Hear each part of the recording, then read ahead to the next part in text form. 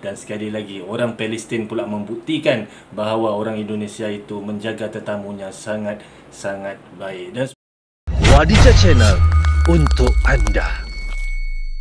ya guys, Assalamualaikum. Welcome back to my channel guys, Wadija Channel. Sahabat-sahabat semua, Malaysia, Indonesia, Singapura, Brunei Darussalam, di mana jua anda berada guys. Semoga anda sihat-sihat selalu, dimudahkan urusannya, dimurahkan rezekinya, dipanjangkan umurnya. Amin ya rabbal alamin. Guys, seperti mana yang kita semua tahu guys, sejak akhir-akhir ini cara orang Indonesia menyambut tetamu selalu diperkatakan. Apabila kisah Rusli lagi, selalu diceritakan kisah tentang kebaikan, keramahan dan juga cara orang Indonesia ini menyambut tetamu. Dan saya cuba cari-cari lagi kalau ada konten-konten yang berkenaan cara-cara orang Indonesia ini menyambut tetamu. Dan saya jumpa konten ini guys dari channel Mas Fuli Mas Fuli, jangan lupa subscribe Mas Fuli. Dan kontennya di sini berbunyi guys, ini alasannya kenapa warga Palestin sangat betah di Indonesia. Simak cerita pemuda Palestin ini. Dan saya ingin tahu pula bagaimana pengalaman orang Palestin pula bila tiba di Indonesia. Jom guys, kita saksikan. 3, 2, 1, jom. Dia enggak menerima bukti ini. Kamu akan dikembalikan. Hampir menyerah. Belum pernah mudik. Suka tanya privasi banget. Ceritanya panjang. Ahlan wa sahlan, ketemu lagi di Fuli Channel dan video baru. Hari ini saya ada tamu yang luar biasa, tamu liqa, tamu yang ceritanya luar biasa, dan dia teman saya sendiri. Makanya saya undang dia biar share ceritanya bersama kita di Fuli Channel. Mas Raid dari Palestina, apa kabar? Palestina. Alhamdulillah. Mas, perkenalkan diri. Siapa Mas Raid? Siap. Kenalkan. Nama saya Raid Arada.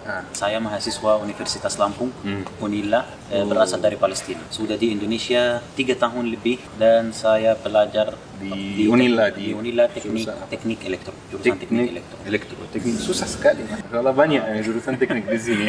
luar biasa. Mas, kamu sudah lancar sekali berbahasa Indonesia. Itulah. Emang sebelum ke Indonesia pernah belajar bahasa Indonesia? Tidak pernah. Tidak pernah. Sebelum ke Indonesia tidak pernah. Kecuali pernah belajar beberapa istilah, mengucapkan terima kasih, sama-sama, selamat pagi, apa kabar. Jadi itu aja. Tapi baru mulai belajar sungguhan di Indonesia di sini. Di Unila, di BIPA. BIPA, bahasa Indonesia bagi penutur asing. Itu seperti jurusan yang ada di hampir semua universitas, supaya orang asing yang datang kuliah di sini bisa belajar bahasa Indonesia dulu di sana sebelum kuliah benaran gitu ya. Oke Mas, bagaimana bisa Mas Raid sampai Indonesia? Bagaimana bisa tahu tentang Indonesia? Ceritanya panjang, tapi saya akan berusaha untuk singkat. Jadi saya sebelumnya aku dapat info dari website Kementerian Pendidikan Palestina di Palestina bahwa adanya beasiswa di beberapa negara, Turki, Belgia, Mesir, salah satunya Indonesia.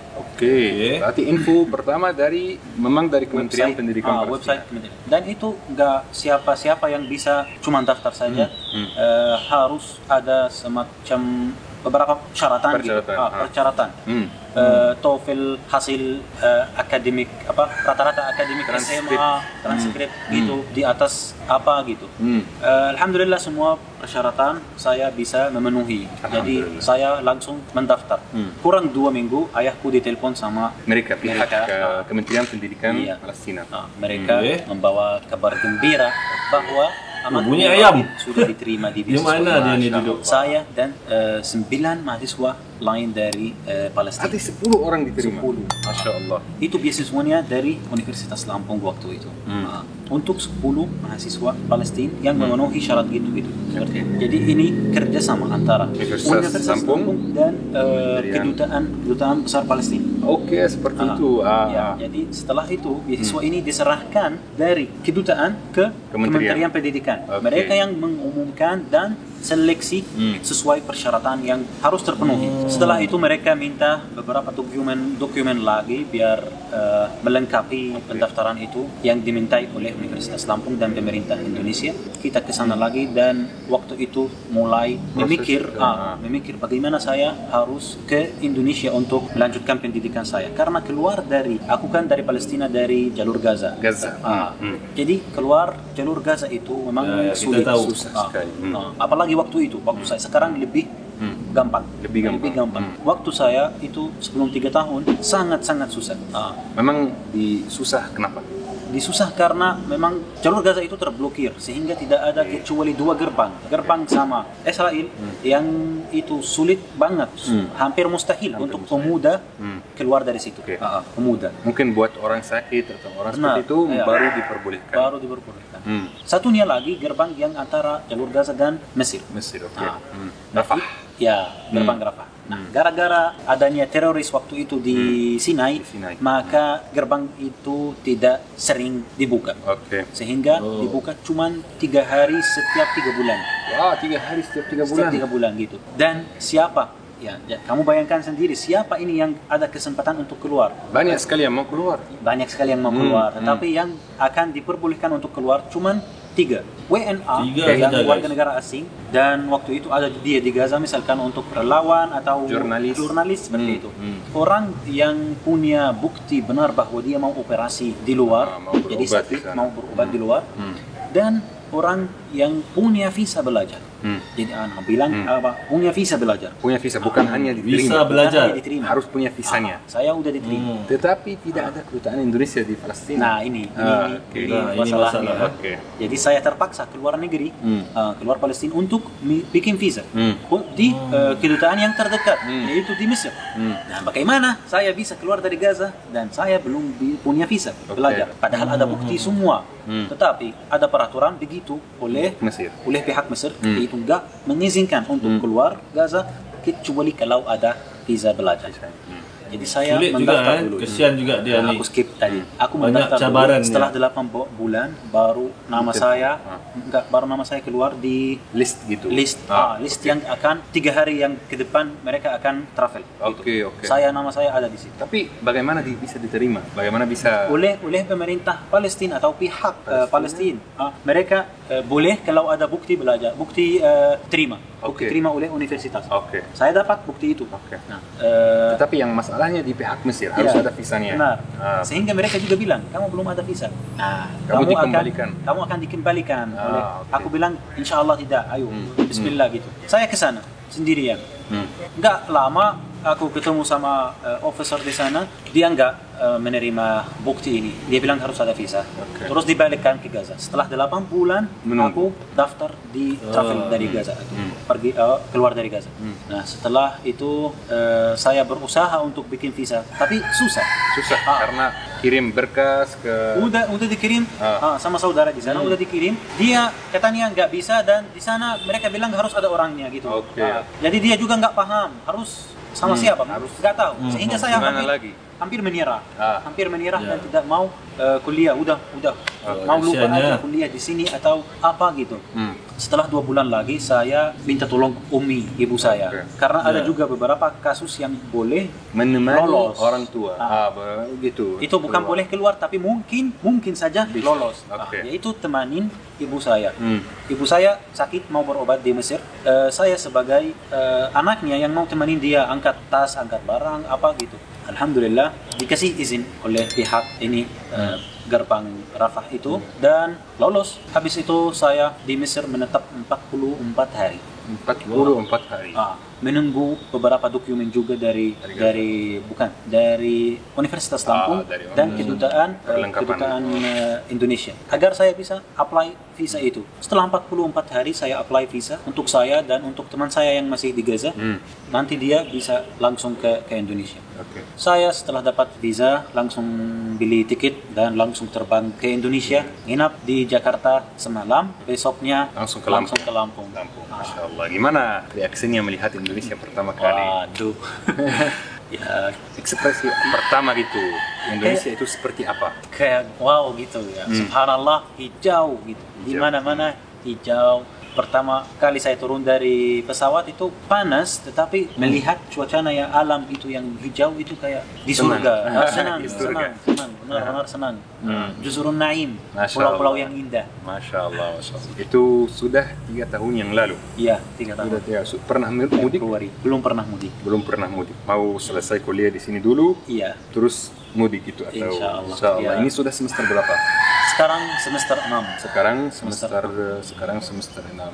Oke, berarti sudah 3 tahun tinggal di Indonesia, sudah lancar sekali berbahasa Indonesia, Masya Allah. Ya, sangat lancar, teman-teman sangat yang lama di Indonesia tetapi belum bisa selancar Mas Raid. Apalagi selancar Mas Fuli. La, ini Mas Raid.